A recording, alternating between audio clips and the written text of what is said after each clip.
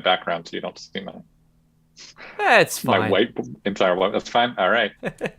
it, uh, yeah, whatever you want to do there. Okay, I've started the stream. I think looks like we might be live. And welcome everyone.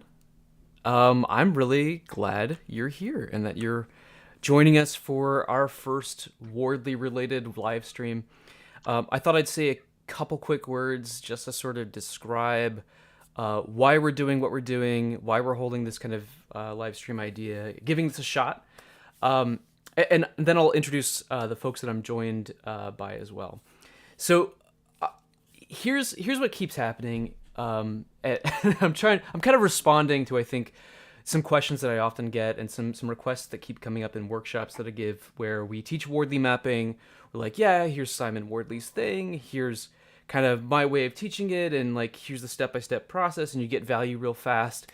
But at the end, people always seem to want more experiences around what making a map actually looks like, particularly making a map in anger, so to speak, going all the way through to really like get value from the process and seeing it used for real, as opposed to hypotheticals like the tea shop or even the very simplistic kind of mapping that you might do on your first time. And the request that keeps coming up is, can we have examples? Can we have an example of a map that we can kind of play with to understand and kind of get what this looks like when it's a really meaty process? And there are plenty of examples out there if you do some googling and things like that. I know Eric Schoen has like a huge library of like an atlas of maps that he's collected and stuff like that, and that's great. But I think it's hard to engage with maps when you don't have the context, when you don't have the specifics of the situation. And oftentimes I'm dealing with diverse groups. I'm like, you're all dealing with different problems. How do I know what you all care about? How will we know what examples to show that will matter to you? So I had this weird idea that we could just start making maps with folks and just make as many maps with people as we can until we get enough examples out there that we basically have one for everyone. And so, with that in mind, I'd like to introduce two really lovely people that have decided to join me today. One is Regan Davis, and the other is David Hall. Now, David has done a lot of work with me doing workshops and so on, and he's been a great partner in crime around those kinds of things. Regan is like kind of like an old Twitter relationship that we've had for a while, and I think we've had some really interesting conversations back and forth. So I wondered if you both could take a moment to introduce yourselves, and let's start with David. And just a quick heads up to those of you watching the stream: if at any point anything goes technically wrong, just speak up in the chat and let us know. David's watching chat, and I'll try to fix my setup if anything's broken. So, with that, David and Regan, start with David. Tell us a little bit about you. Hi, yeah, my name's David. I'm based in San Francisco and I run a consulting business called Post Object. I've been working with Ben for, I guess, the past year now, maybe a little bit longer, doing some Wardley mapping stuff. And it's been really fun. So I'm really looking forward to doing some live mapping and seeing how it all works. Yeah, excellent. And Regan, let's talk about you a little bit. Um, I'm Regan Davis. I'm director of product at Spot Hero. Got our logo. Oh, I'm mirrored. We're a two-sided marketplace for helping connect drivers with affordable parking. And as Ben said, yeah, we've kind of gone back and forth on Twitter as I'm still exploring Wardley mapping and how does it help with some strategies. So this is exciting for me to actually put it into practice. Awesome. Yeah, so what I'm going to do is I'm going to copy a board link to you both in our little kind of private chat here, and let's jump into a Miro board together and start to kind of dig into an actual scenario. Let's actually do some mapping together. And in the meantime, I'm going to get the Miro board, make it a little bit visible for folks who are watching on the stream. All right. Let's see. I'm very good. learning some lessons this first time about how to do this kind of thing.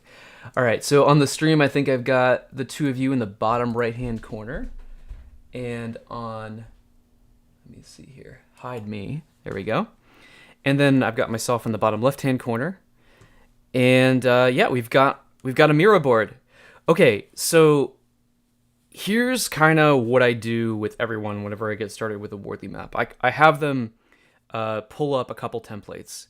And the first template I have them pull up is at lwm.events/1. And it is basically, if I can copy and paste here effectively. There we go. It's coming up. lwm.events/1. And it's the first half of a kind of quick start template that is just a set of lists and a value chain. So I'll just put a note up here.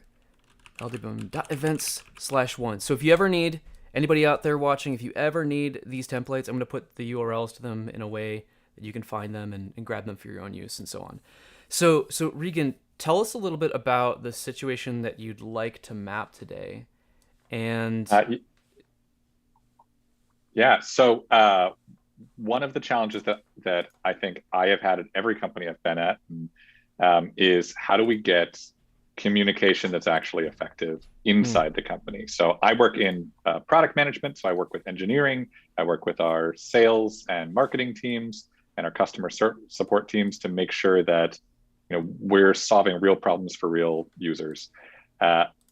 When we have a bunch of teams doing a lot of great work, how do we make sure that people are aware of the work, that they have a chance to respond and help make that work either better or safer or reduce the risk that might hit on those teams?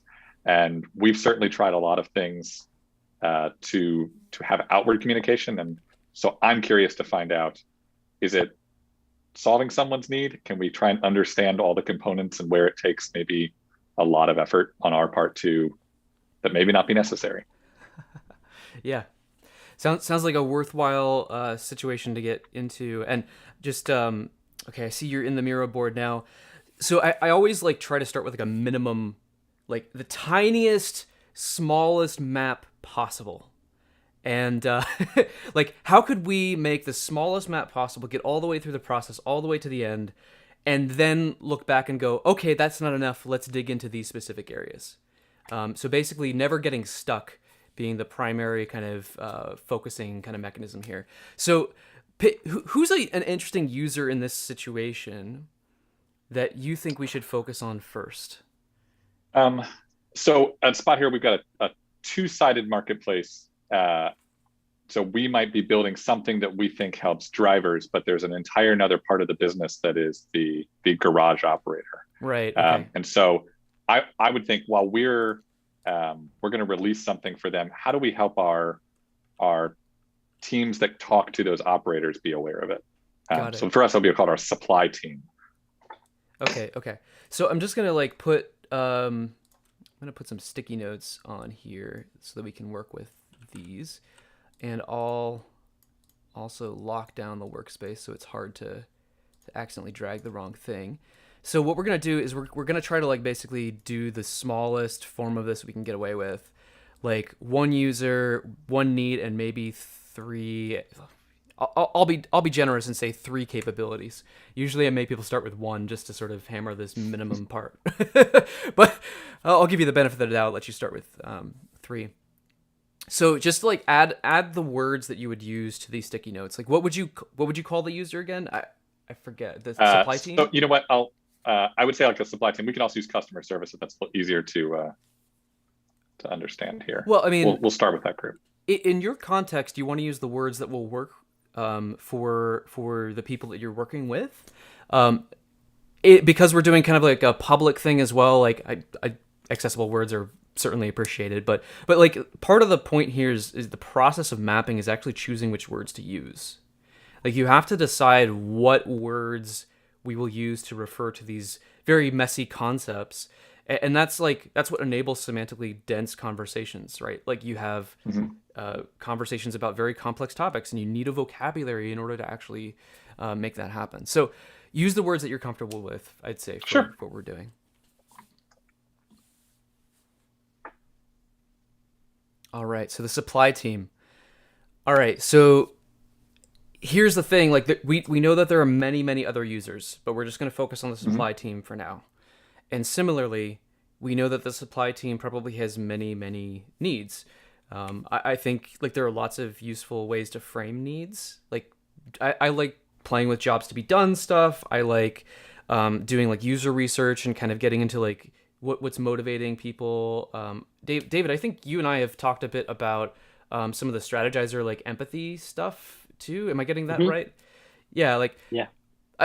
and am I missing anything else on the needs end of things? Like what other frameworks we might use there, or is that pretty much it for now? Is like a decent first list?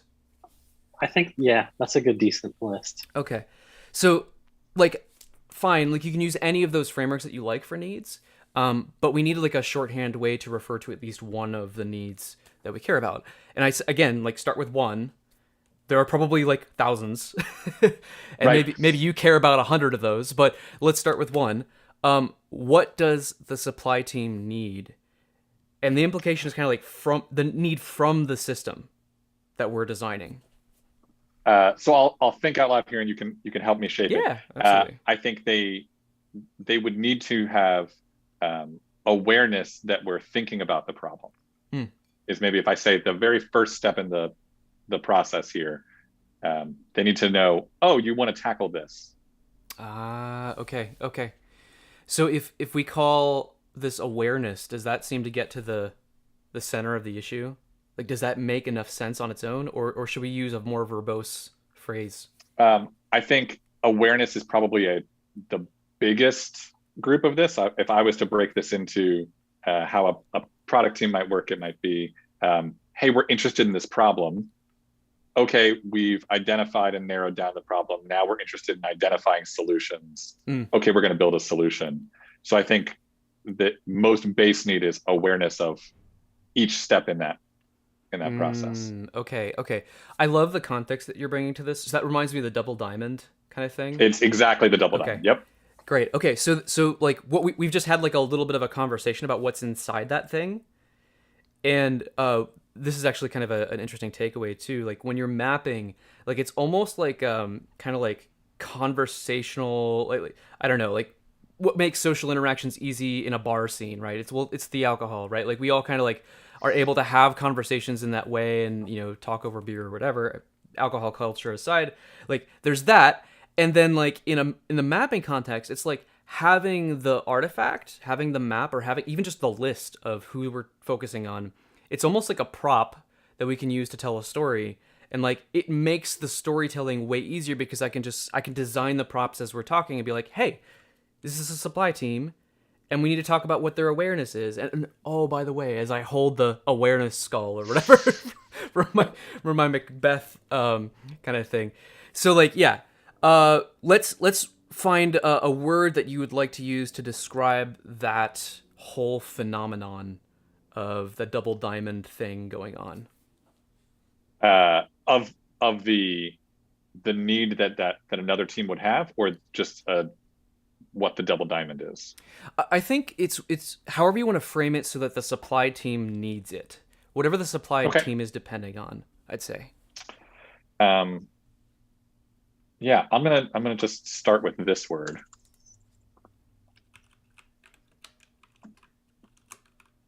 Which I think is Yeah. getting at. I think they just need to know that something is happening. Mm.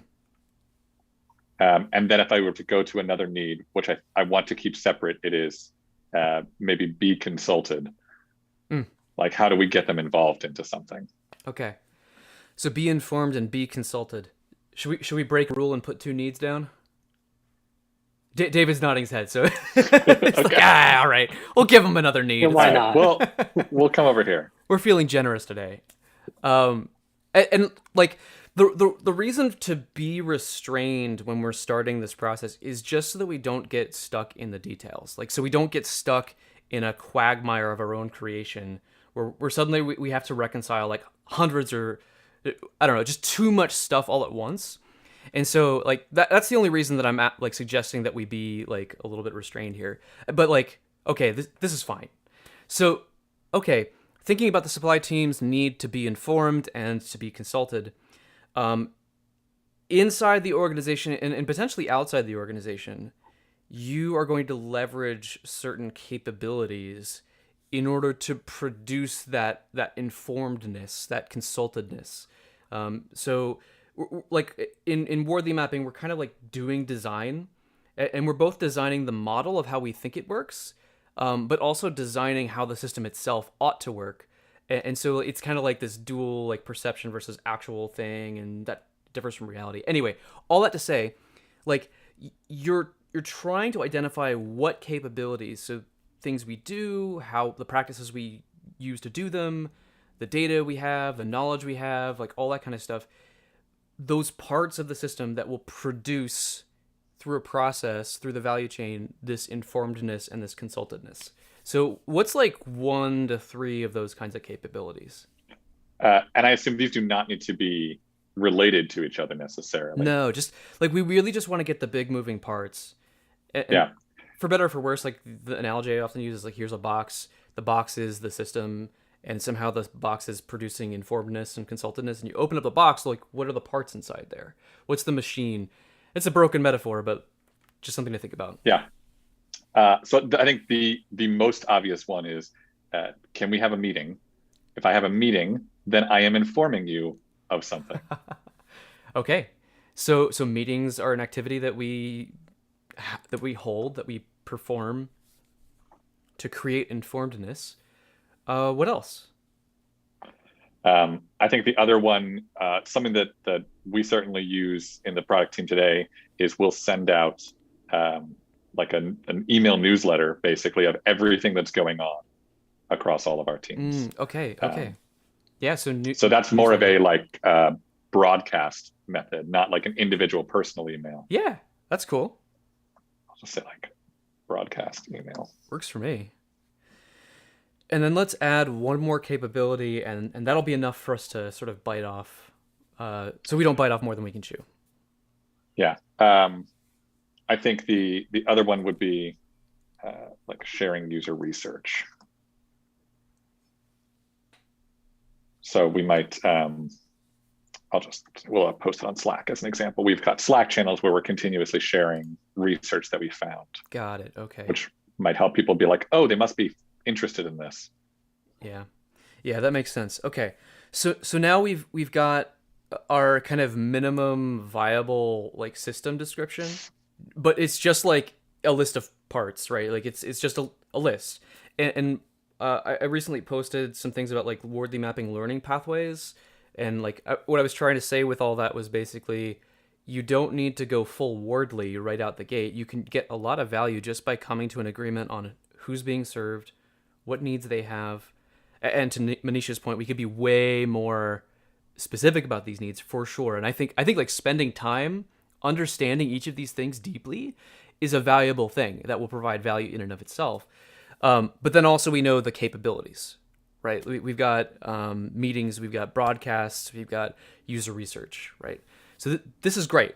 So now for the easy part, which is usually hard, but because we were restrained from the beginning, this will be easy. Can you select all the sticky notes and copy and paste them into the value chain section of the template? Beautiful. Okay. And just bring them down. And then I like to space them out a little bit because we're going to draw the connections between them. And like this should be pretty straightforward. Like it pretty much should go from top to bottom. It's like, in a way, we're and maybe with the exception of the capabilities, maybe those like need to get flattened out. But basically, like from the top to the bottom, we want to be able to form like a coherent sentence where the relationships is where we put depends on or needs in the sentence. It's like supply team needs to be informed. Supply chain also needs to be consulted. And it's that basic like language structure with that we're just adding the lines between the things in order to create this dependency tree, this value chain concept. So I have both used the pen tool to add these in Miro. I've also used the lines in between. I don't know if you have a preference, but either is perfectly fine. I prefer the lines because my my trackpad drawing skills are not great. Fair enough. Yeah. Yeah. I'm gonna have to up my tablet drawing skills here in the next couple of weeks. But okay, so let's add some of those dependency relationships. All right, so we'll just. Oh, I'm gonna have to move this though. Totally fine. Yeah. And part of the joy of this is that it's a messy process, right? Like there's lots of scribbling. I'm getting informed that we're hiding the map. You're right. Thank you for keeping me on my toes. Yeah, thanks Nadim. Thanks Manish. Okay, I think I think you can see this now. And let me know if that's not the case. Oh, right, I can actually tell from my end. Learning some things. Okay. Yeah, that's looking better. All right, we're almost perfect. There we go. All right, yep. Okay, learned a lesson. I've got to look at my OBS feed in order to see how things are laid out. Perfect. Okay, so yeah, you've got the relationships down. Supply team needs to be informed. Supply team also needs to be consulted. And like, if it helps, you can always like imagine like little words on these relationships, like this, or if you prefer depends on, that's cool too. But you don't need to literally add these everywhere. But let's try to like design the rest of these relationships. So which of these capabilities depend or are depended on by which of these needs, basically? Can we zoom out just a bit, Ben? Let's see. Absolutely. Thank you. Yeah. So I think if I move some of these, I think the purpose of sending an email newsletter, right, is very clear that like we just want to inform you. We aren't expecting a lot of engagement from it.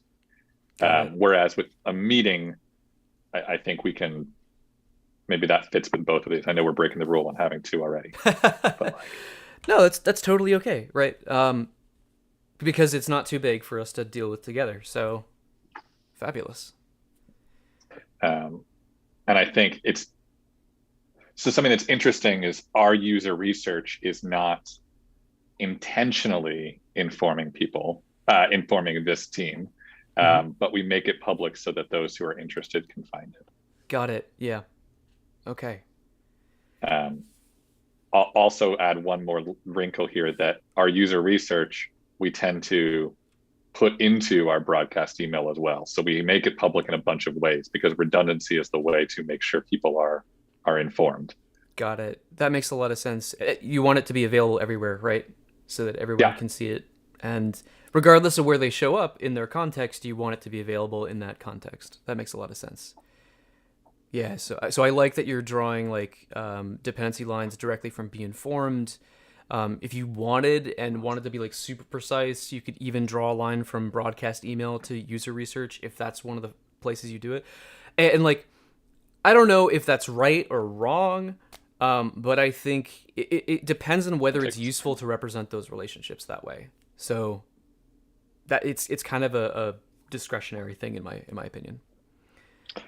To me, in this case, I think it is, because so much of trying to pull together all that like a team is working on is all these disparate sources, and making sure that we're recommunicating them so that it gets saturation and people see the theme of, oh, I should pay attention. I remember seeing this, one-off mention in Slack, and now I'm seeing it in this broadcast email, and now I'm getting a meeting about it. And oh, this must be really important, right? Yep. Yeah, that's actually a really good point. It's like the repetition thing is actually like really important to do all that well.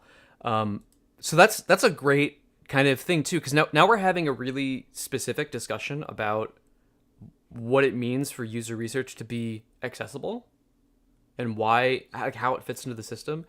And I feel like we could actually have that conversation because we spent this time putting this context together so far. But the next step is the second part of the template, which I have available at lwm.events/2. And everybody gets to see that I'm using this Tabby Cats plugin. So Blessed Sparkles has popped up on the screen to bless our tabs. All right, so I've copied the second template. I'm pasting it into Miro. And now I'm going to resize it. So super good. So yeah, this is just a boring old map template. Now there's something different about this map template that I've kind of done, which I think is a helpful change, which is I've added this like dotted line across the top for user needs. And the reason that I'm doing it that way is I think it's helpful. Like there's and I've written about this a couple times. Like it's often a question of whether to put the user need on the evolutionary axis or to just put it above the map where evolution doesn't apply. And I think either of those is a fine practice. It just depends on what kind of meaning you want to have represented on the map.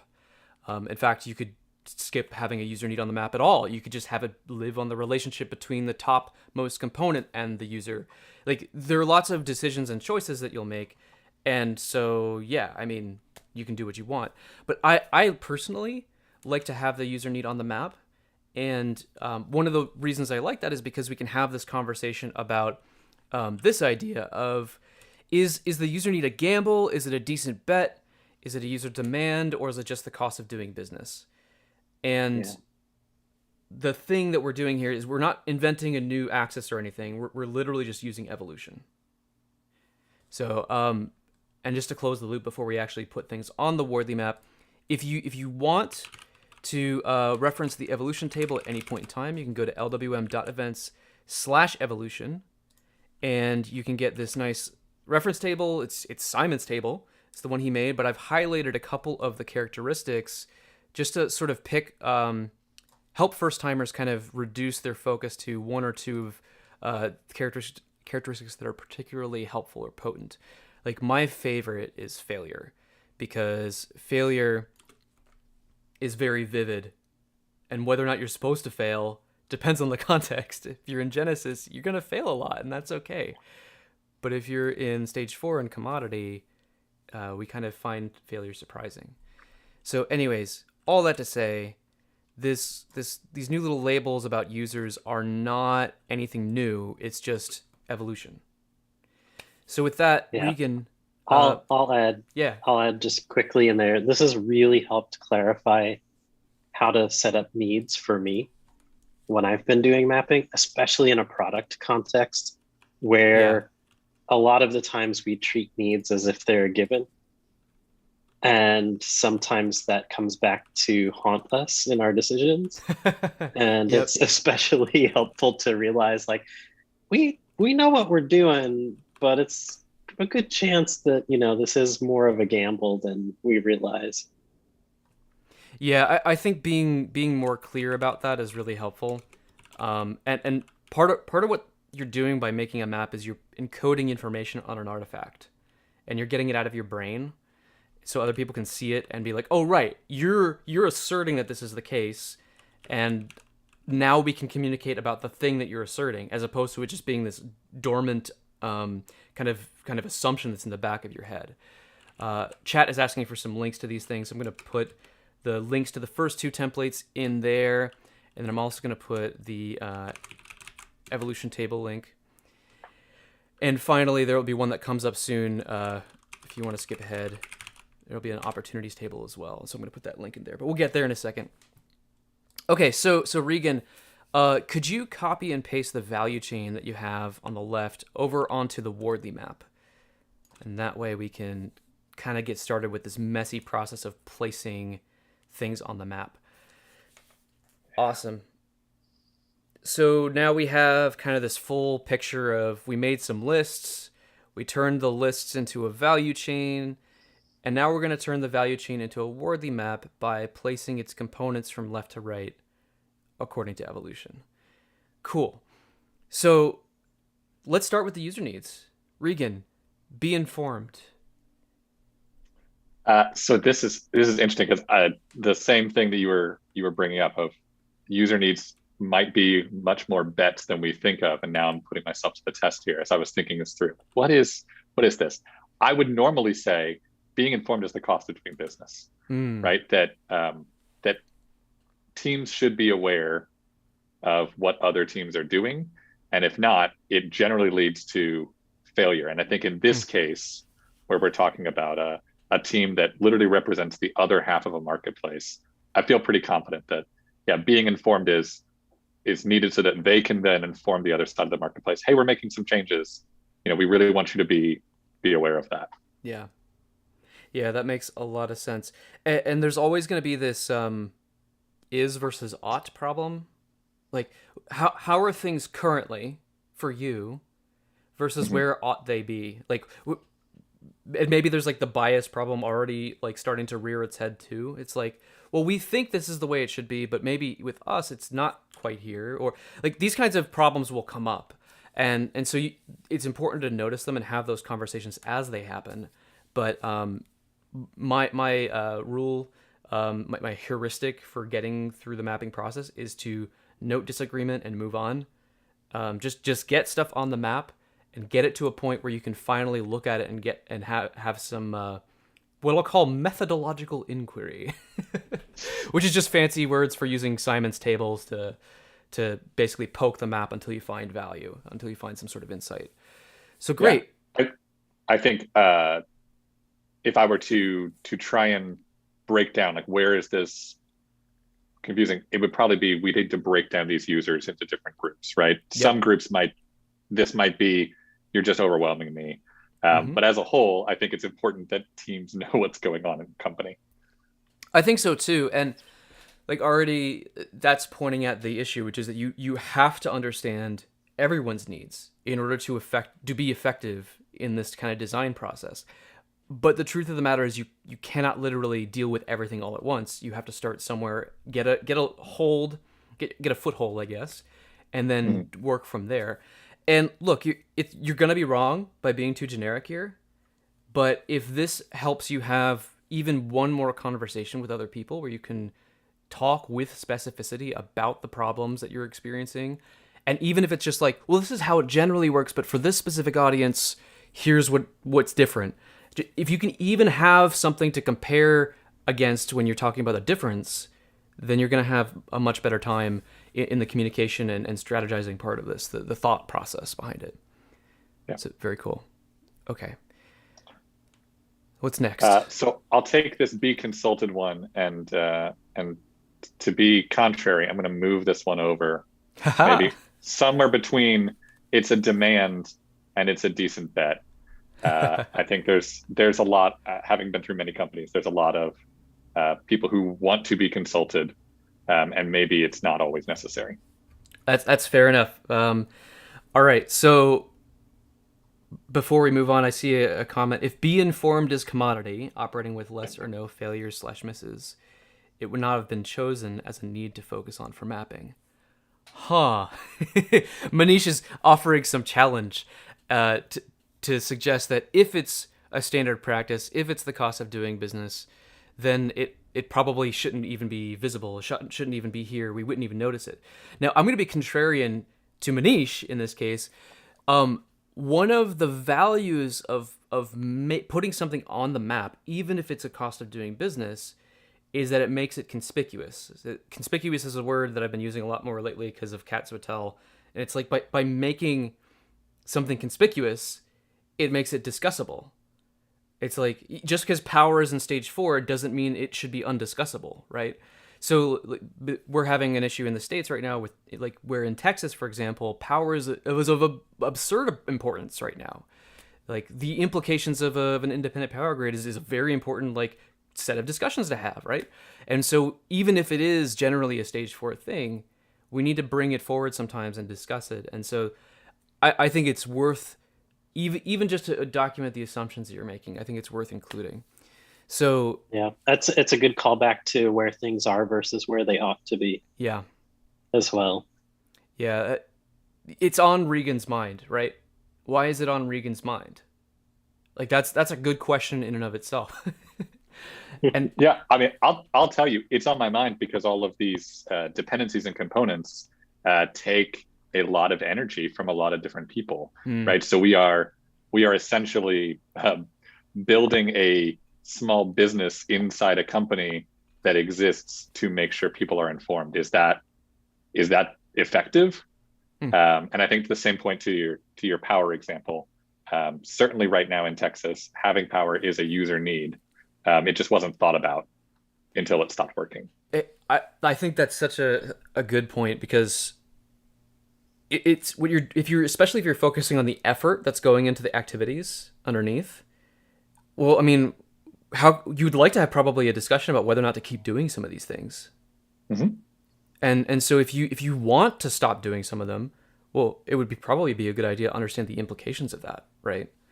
And so, like, in a kind of power API style sense of things, like, who cares if you're using solar or nuclear or coal if you can swap them out at the API layer at the wall plate where you plug things in and nobody notices, then you've succeeded in your transition.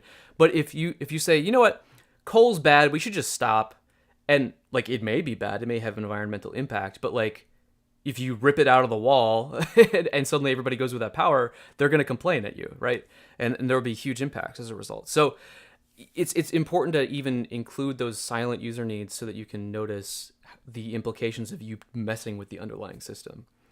So yeah, thinking about the activities here. So we got the broadcast email, we got the meetings, and the user research.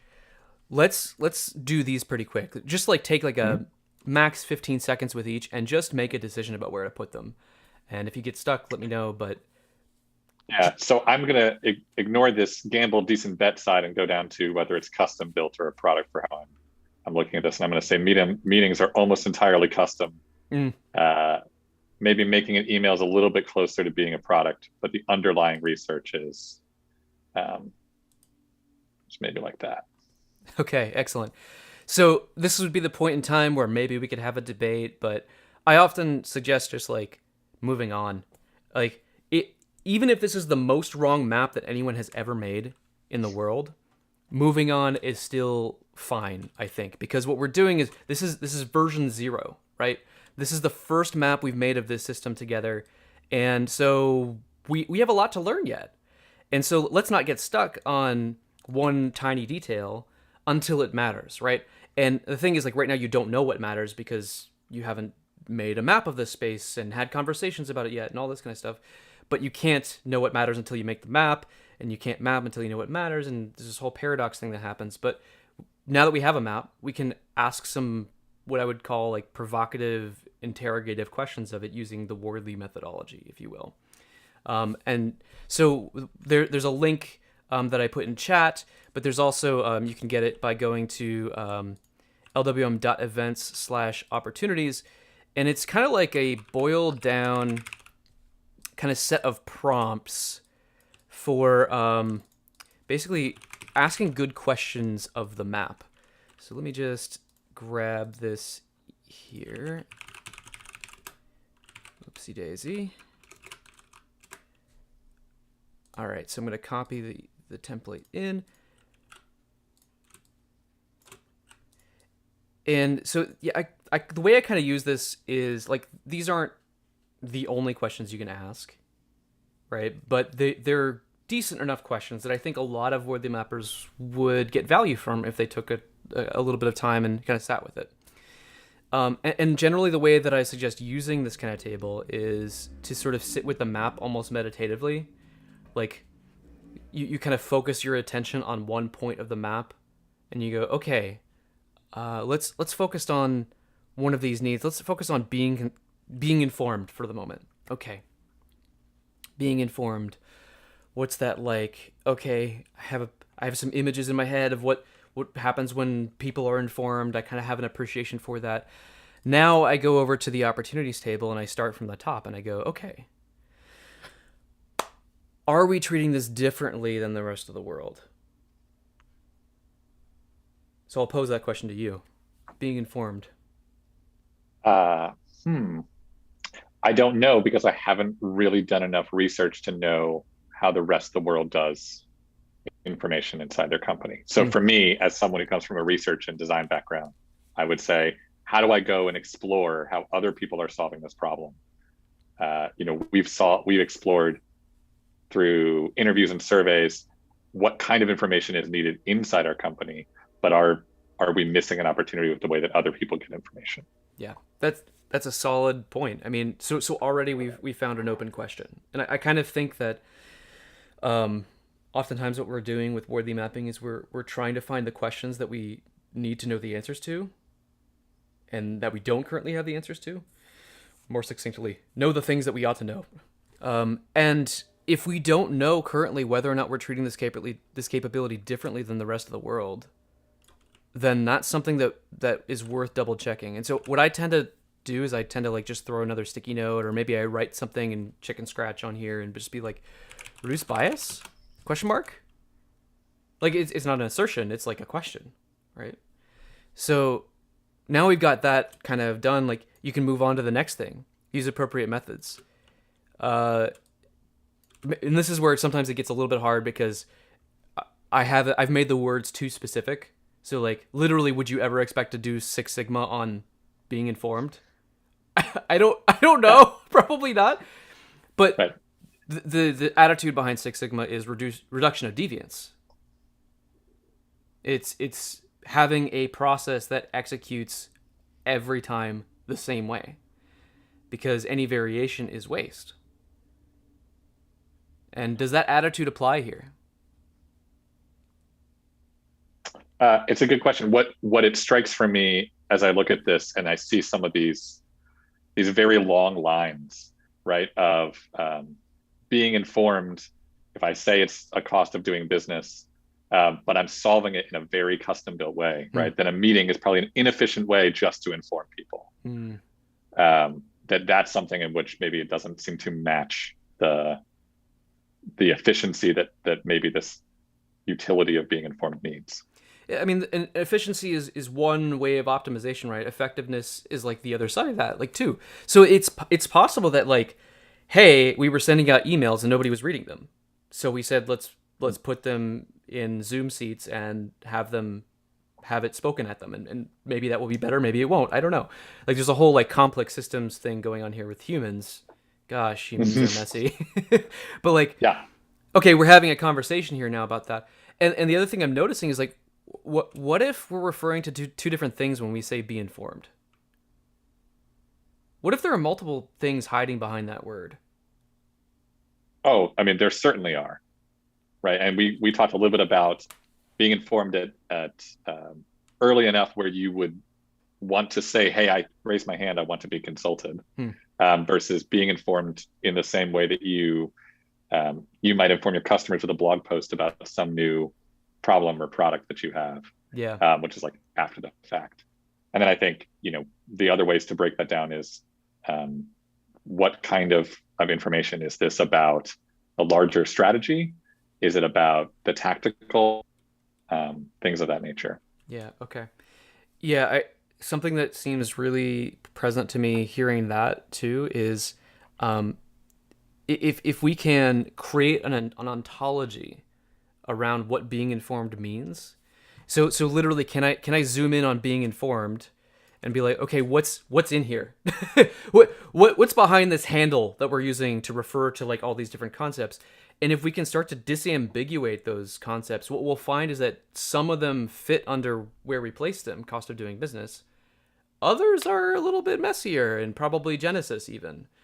And being able to be that specific and being like, no, I mean being informed in terms of what?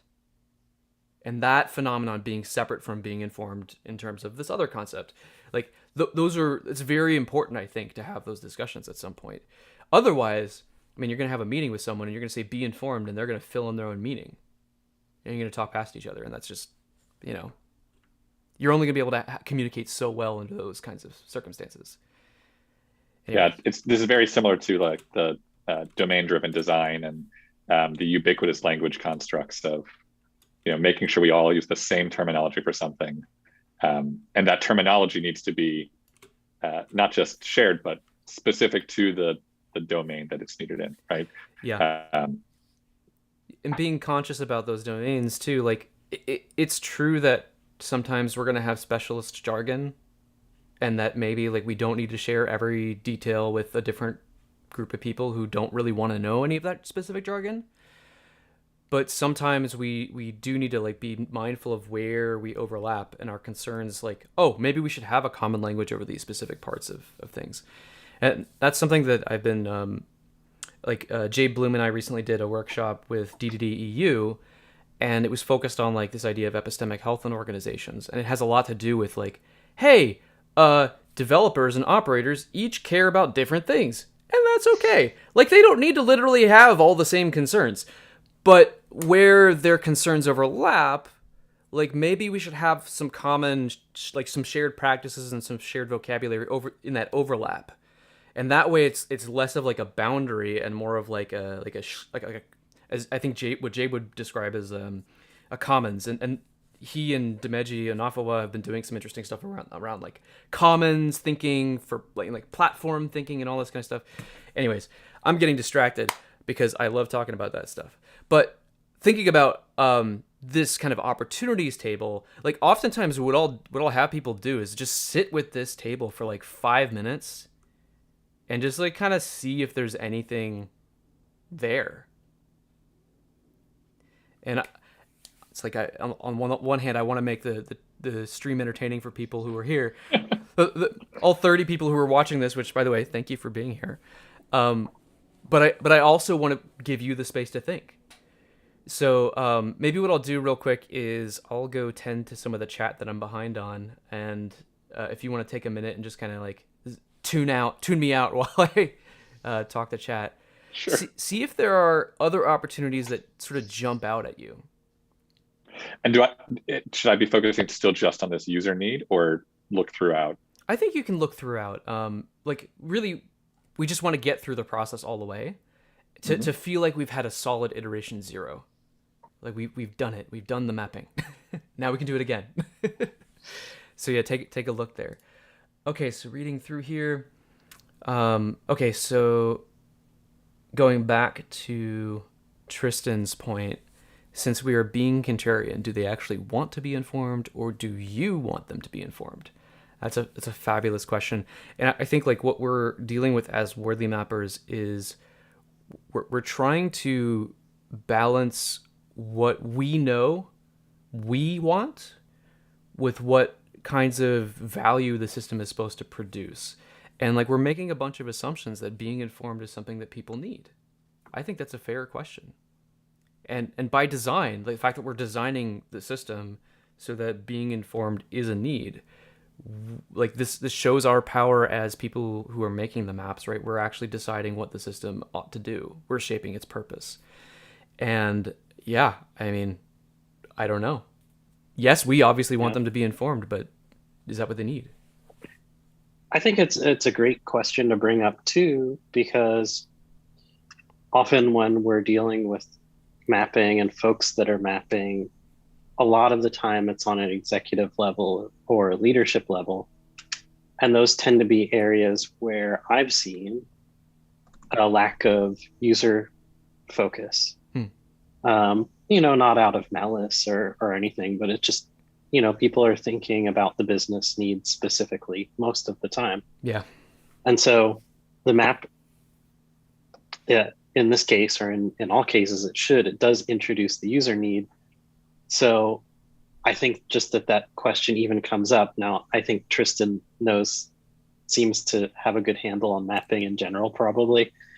But if Tristan was someone who just tried this out for the first time, that would also be an excellent question. Like, hey, anyone doing this for the first time, rather than doing strategic planning and just thinking about business needs only, is this our need, or is this the user need, or does it fit in both? I think that's a great thing to bring up that might not always come up. Yes, that's 100%. It's so vivid in my mind, just thinking about people like we have all these awesome like hopes and dreams for the world, but they're all about us and not so much about the people that we're here to actually serve. And that's hard because like our needs are valid, but I mean, obviously you need revenue. Obviously you need to do the whole, like, if you're playing the capitalist growth game, like you got to keep doing that, I guess. But like at the same time, if you actually like kind of believe this whole like capitalist thing, like the market will hit you over the head eventually if you don't produce value for people. And that's we need to stay laser focused on the value we're producing, and which like there's a whole bunch of different discussions we can have around that, I think. Barbara, thanks for bringing that up, Tristan. That was a really good. That was a point. fabulous question, and really a good question to ask in a mapping conversation. 100%.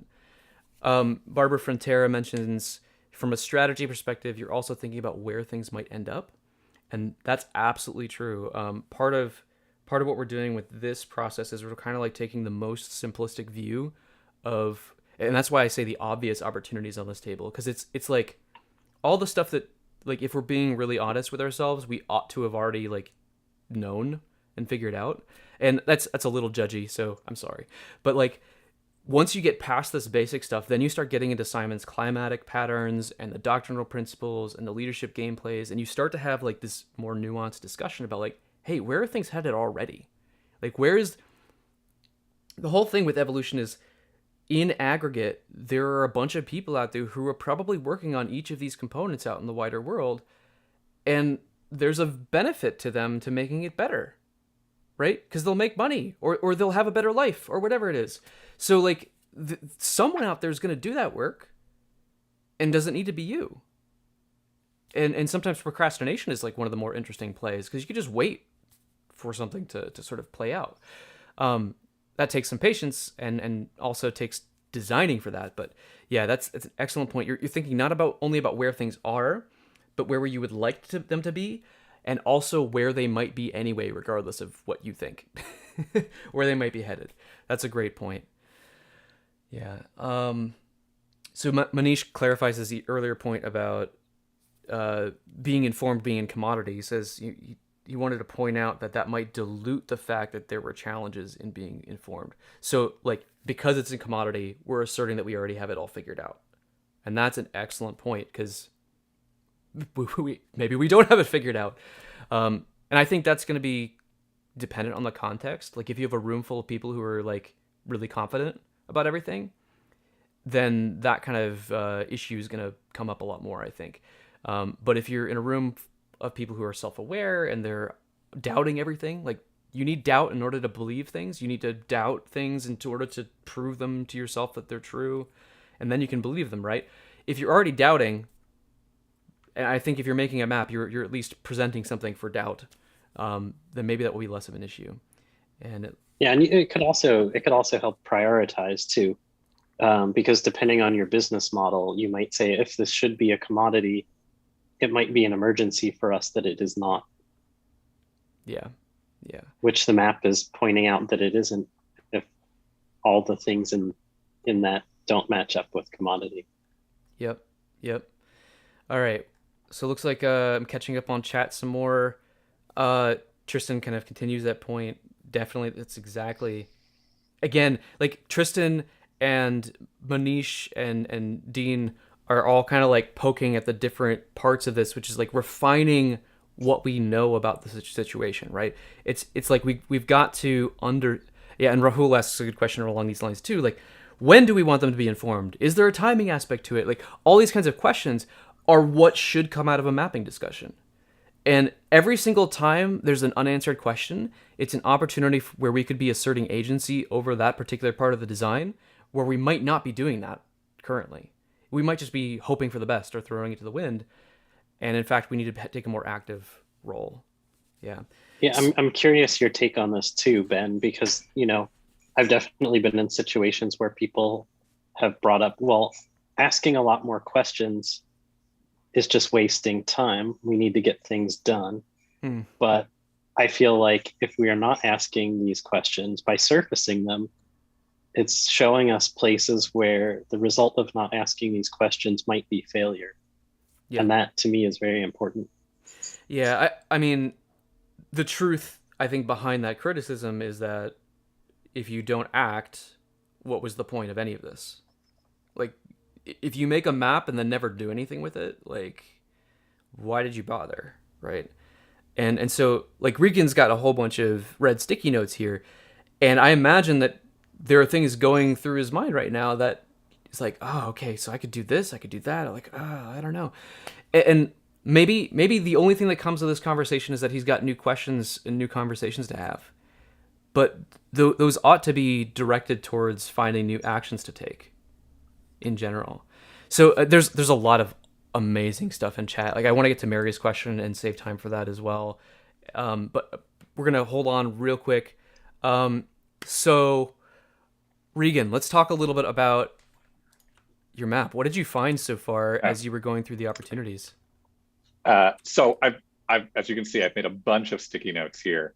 I think sometimes I found, oh, this is about a specific line, right? Like I would like to run experiments on meetings. Well, that's because I want to break those apart and better understand them, and I'll jump to that in a second. Yep. But then I also was like, actually, I want to run experiments on whether they're effective. Ooh. Right? I want to put it on the line and say, hey, if we're doing this custom work and we want people to be consulted, do they feel consulted? Or really are what we're doing is just making them feel informed in a very slow manner? Oh, yeah. It's such a good point.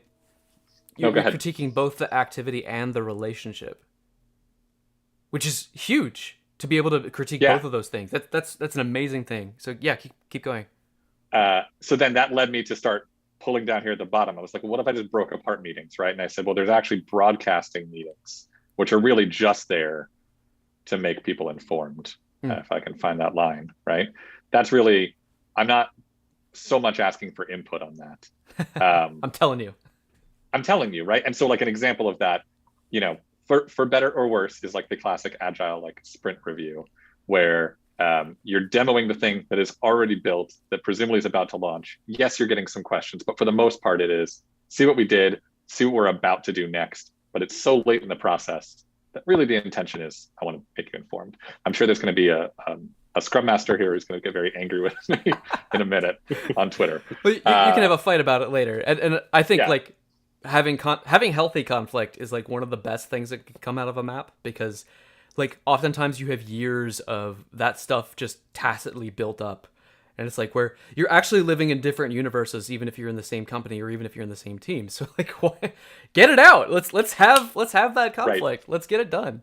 Yeah, excellent. And I would say that versus, if we want to discuss strategy, that's something that might be, even if it's not new to the company, it might be new to the people who you want to be consulted. And so that's an interesting one of, I don't know where in this I would put it, right? The people who are organizing or facilitating a meeting, they might say, this is a product, I know how to do this. I know how to talk to a company about my strategy.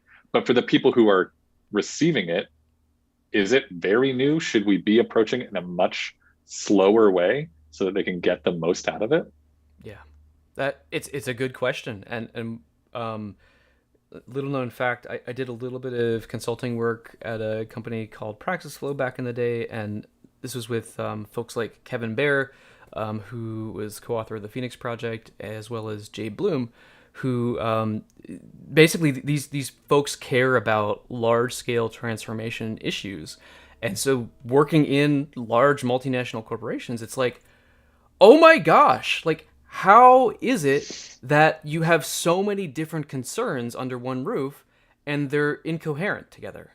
And part of the reason is exactly because you describe is the coherence from the top. Like, even if they describe the perfect strategy, right? In their words, like they've got their language for it, they know exactly what they want to do. But then when it finally makes it through the rest of the organization, it's like it literally doesn't make sense. And there's a huge translation issue there, and that's part of what Jabe and I have been exploring a lot around, like this idea of time spans. And there's a whole, like if you go, there's a talk that he gave called Sociotechnicity and DevOps, I think is the talk title, and so go Google that and find it on YouTube. But he talks about this time span stuff some more, and I think there's something to that mistranslation from if it is top down, right? Like not being able to integrate feedback up, not being able to speak clearly down, and a whole bunch of other stuff there too. But yeah, like who even gets invited to strategy conversations, right? For most people, they just show up and it's like, oh, guess we're doing this now. What does it mean? Right.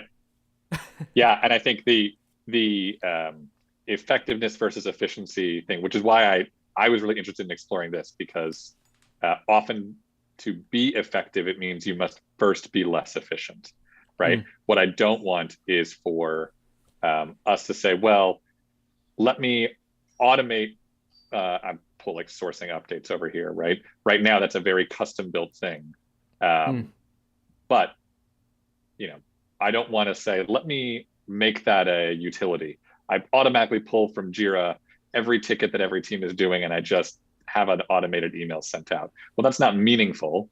And a little bit of this is, how do you tell the right stories? And so that is really a custom job. Do I want that to be more efficient, or is doing that going to sacrifice the effectiveness?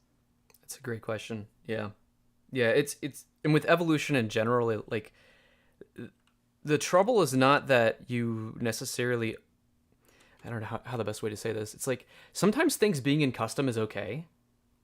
Like, and actually that's the only way you can get it. Right. And if anybody tries to sell you one, like, you should look at them weird, because why are you trying to sell me a thing that cannot be sold? Like, you're saying it's repeatable, and it is clearly not repeatable. So, like, how am I supposed to do this? So in a way, like, they set you up for failure, and which is why I think, like, for example, cloud adoption issues and like other kinds of things where you have like a supposedly commoditized thing, but the social problems that come with that, like, how do you transition from an existing context into a different context with a different set of implications? It's like, that part is messy, and so you can't buy that off the shelf. So yeah, being able to speak specifically about this stuff is very, very important. Manish comments that he disagrees that effectiveness and efficiency are mutually exclusive. I think there's a lot of interesting word games to play with efficiency and effectiveness, and Manish knows this. I'll also like try to just paradox the heck out of you. So, efficiency or effectiveness, or are they two sides of the same coin? I will say, I don't think they are mutually exclusive, but I do think that a dogged pursuit of efficiency might ignore effectiveness. And to me, the thing that's really interesting and has been the challenge for me in Wardley mapping, and Ben and I have talked about this on Twitter, is like, how do we stop ourselves from just rushing all the way to the right-hand column? How do we make sure we don't say, well, eventually it all will be a utility, I'll just jump ahead? Is there value in carving out a space that says, if I'm using this example, right now, sourcing updates might be a really custom thing. I'm speaking to individual teams and tell me what you're updating, but I might build alliances. I might find out how others in other companies do it. I certainly can say, let's make a better process for every team who wants to keep everyone informed. So it's not just we're all carving our own path. And then when we have a process that's in place, that's when we can start finding, assuming it was effective, efficiencies that everyone can benefit from. Yeah. And the other side of that, I think, just generally speaking, is like, you try to over focus on efficiency. You're using methods that work best over here and will make no sense over here. And it'll just start to hurt a lot. And Simon talks a lot about contract negotiations and things like that. And like, basically you outsource some sort of function that really belongs over here, and then you get hit by change control costs because they keep saying, well, you keep changing your mind. And it's not that you keep changing your mind, it's that you keep getting new information, which, like, you should respond to new information by doing the most right thing, right? So it's a tension, and it's hard to make work. And yeah, these are the kinds of things that I think one of the things that comes to mind from saying that, though, like, is there, I don't know what this is, right? Is there something over here that would reduce this, cost so that we could explore new things that might be effective? Yeah, freeing up the energy of the organization, basically. And again, as an example, there's a ton of great road mapping tools, the point of which is to standardize your communication and standardize your templating of roadmaps in order to hopefully let the team do something else. I'm even curious if there's something that's like a deeper component to where you're sourcing this stuff from, that if you standardize that, does it just make it easier for people to have the right meeting, to call that out earlier, so that you can have those custom or Genesis conversations? Okay. That's an interesting question. And I want to dig into that, but I understand also I didn't even see the time as it's flown by. Um, I want to start wrapping things up here, and I think like what I see from the map that you've made and the questions that you've kind of brought forward is that, I mean, this is the messiness of the reality, and you've kind of gone through a whole cycle of kind of making a minimum viable map, if you will, provoking it with questions, trying to see what new areas of interest can emerge. And what you could do now is if there's already not a set of actions that you want to go take, you could go pick which areas of the map are interesting to you, and then go make another map that digs into a specific part of it so that you can actually get closer to action. And another thing you could do is you could socialize it. And like yes, you could literally show someone a map and walk them through it. But I actually like to do this other thing where like I sit down with someone else and I say, okay, so here, like, ignore all the weird, like, Wardley mapping stuff. I'm just gonna like walk you through this from the start. Here's what I think's going on. Here's a user, here's a need, and then here's a couple parts of the system that I think are coming together to meet that need. And then basically I recreate the map with the person next to me, who by the way is going to be asking questions the whole time. And like every single question is an opportunity to share a little bit more about what you think the system is like, and the qualities that you think it has, and what the implications of that are. And all that can be informed by Wardley stuff, but you don't have to hit them over the head with the Wardley hammer. Like, you can just kind of share and let the conversation like play out. I think Simon calls this like conversational mapping or something like that. But yeah, so this is a fabulous kind of example of doing the work, I think. And so like just to sort of wrap this up, and then I'll like go to a couple questions in chat, and then we can kind of close this out. What's next for you as a result of this? Like what can you do now that you've made this map that you couldn't do before? I think for me, certainly there's a breakout of saying, I really need to understand, when we say meetings and everyone's saying that, what do they really mean, right? Can I start to break that apart and see if there are, as I have my book that says notes from another meeting that should have been an email. Are there parts of this that really we could streamline and take immediate action on? But to do that, there's discovery in breaking apart each of these. And what I really like from starting high level is that, all of this stuff is swirling in my brain all the time. And if I try to get all of it out at once, it would be overwhelming. I wouldn't have known where to start. So now it's like, oh, I'll ignore this other part. I'm going to just focus on this right now. That's a huge and important decision. I just want to point at that because there's something to writing things down that really messes up the whole like anxiety loop of just trying to like think about what to do, and like even GTD, like getting things done and talking about like all the stuff that you have to do in your life. Like they're like, just write it all down so it's out of your head, and like you can use your head for other things that heads are good for. Like not trying to remember every single little piece and part of a weird system, right? And so like making a map placeholds the system, and then you can pick it up without having to necessarily rethink and reimagine the whole thing from scratch every time. Now, yeah, maybe you'll over time start to intuitively know what those parts are, and you can spontaneously generate them and all that kind of stuff. But like, why do memorization when mapping would suffice? So looking through some of the questions in chat, that there's a Peter Drucker quote, which there's nothing quite so useless as doing with great efficiency something that should not be done at all. I've been digging into Russ Ackoff as well, and there's same kind of vibe, man. All these kinds of weird old dudes who had some interesting ideas about systems. Very interesting stuff. Mary Stevens had an interesting question way back, like, for meetings, while they are custom, when you look at it from a failure lens, a failed meeting is often a lot of resources, and there's a cost associated with a meeting that quote unquote fails.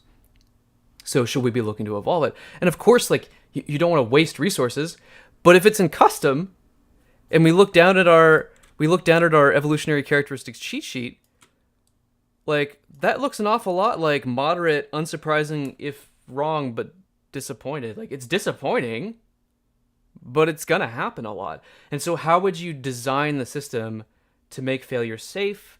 How would you design the system to actually learn from failure so that over time you're improving by consequence, all that kind of stuff. It's a lovely question. I think that's definitely something that provokes that kind of line of thinking. Let's see. See if there are any questions that are jumping out at me that I can dive into before we close out. Yeah, someone's further differentiating meetings between ad hoc meetings and be informed meetings. Lots of good stuff there. Being informed, should it be push or pull? Rahul mentions. These are exactly the right kinds of questions. Yep. And there's Alper. But meeting failures are expected. Fair enough. So I think we can leave it there. I'm so grateful to everyone who came out and joined us. I'm grateful to the two of you for being willing to join me on this journey. I couldn't do this alone. I'm really so glad you're here because I don't have to be alone. So thank you, Regan, and thank you, David. Any final thoughts? Anything you want to say to the world? Maybe like say your Twitter handle or something so folks can follow you and connect with you if you'd like. Just close us out. Let's start with Regan and then go to David. I'm thankful for both of you for the opportunity. I think it is a great way of stepping through this process and feels like the Julia Child, anyone can Wardley map, approach to things. And I really, for me, the takeaway is, how do I ignore the map for a second and get people to have the right conversation, even if mapping's not the visual? Because I know I'll show somebody a map and they're like, hold on, too complex, right? So how do I start that? So I appreciate it. Oh, awesome. Thanks, Regan. David, any final thoughts? Yeah, well, I want to say thanks to both of you. This is really awesome to see more mapping in action and what the conversations really look like. It's really hard to see this without doing it on something that's real for someone. So that matters a lot. I love the analogy. I was also saying earlier, this was like live on ice, but without the ice. Or Bob Ross for Wardley mapping. So bring him on. Happy little maps. Yeah, I'm excited to actually follow you and talk to you more on Twitter, Regan. I am David C. Hall on Twitter. Yeah, I think if you look up David Hall and anything, you're going to either find me or the CEO of Mary Kay, and you can probably tell the two of us apart. So I'll let you go for that. Fair enough. Yeah. And I'll throw out that I am at Johnny McNugget on Twitter. See if hopefully I spelled that right. All right. Thank you both for being here. And for all of you who are still here, if you want to do this with us, if you want to make a map with us, we would love to have you. You can DM me at Hired Thought on the Twitters. You can always also reach out to me with your questions or whatever about mapping. I try to help everyone that I can. So you can DM me on Twitter or you can reach out to me at ben@hiredthought.com. I think I have a guest lined up for next week. I got to figure out when it's happening. So I'm gonna get that out as soon as I can. But I'm just gonna keep doing this until people get sick of it. So thanks for being our test subject, Regan, and David. Thanks as always for your support and for holding down the fort here and helping us do mapping more in front of other people. So this is great. Thank you both. I'm gonna close the stream. I don't have a closer. Anyone want to suggest a closer? May you have many maps in your future or something. All right. Being goofy. All right. See you, everyone.